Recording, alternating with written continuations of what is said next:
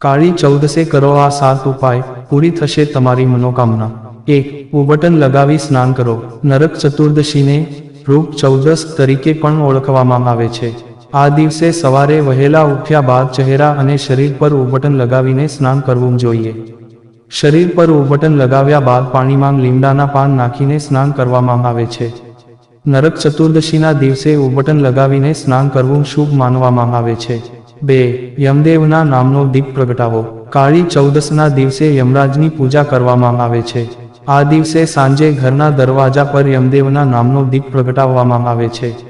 એવું માનવામાં આવે છે કે યમદેવ માટે દીવો પ્રગટાવવાથી પરિવારના સભ્યોનું અકાળે મૃત્યુ થતું નથી।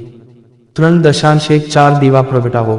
નરક ચતુર્દશીની રાત્રિ ભગવાન યમના નામનો દીવો પ્રગટાવવાની સાથે સૂર્યાસ્ત પછી ઘરના દરવાજા પર દક્ષિણ દિશામાં મુખ રાખીને 14 દીવા પ્રગટાવવા જોઈએ। નરક ચૌદસ નામના આ 14 દીવાઓ પરિવારની તમામ મુશ્કેલીઓને દૂર ભગાડે છે। 4. ભગવાન કૃષ્ણની પૂજા કરો। કાળી ચૌદસના દિવસે ભગવાન શ્રીકૃષ્ણે નરકાસુરનો વધ કર્યો હતો। આ દિવસે ભગવાન કૃષ્ણની પૂજા કરવી શુભ માનવામાં આવે છે।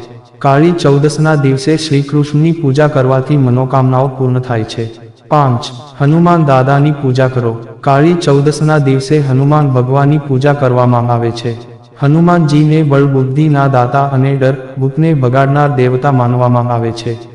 આ દિવસે રામદૂત હનુમાનજીની પૂજા કરવાથી, હનુમાન ચાલીસાનો પાઠ કરવાથી તેમની વિશેષ કૃપા પ્રાપ્ત થાય છે। 6. મહાકાળી માતાની વિશેષ પૂજન। નરક ચતુર્દશીને કાળી ચૌદસ કહેવામાં આવે છે। આ દિવસે મહાકાળી માતાની વિશેષ પૂજા કરવામાં આવે છે।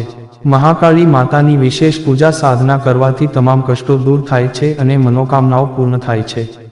7. કાળ ભૈરવની પૂજા કરવી। કાળી ચૌદસને ઉગ્ર દેવતાઓની પૂજા સાધનાનો દિવસ માનવામાં આવે છે। આ દિવસે કાળ ભૈરવ ભગવાનની પૂજા કરવાનું વિશેષ મહાત્મ્ય છે। આ દિવસે તેમની પૂજા કરવાથી તમામ કષ્ટો અને મુશ્કેલીઓ દૂર થતી હોવાનું મનાય છે।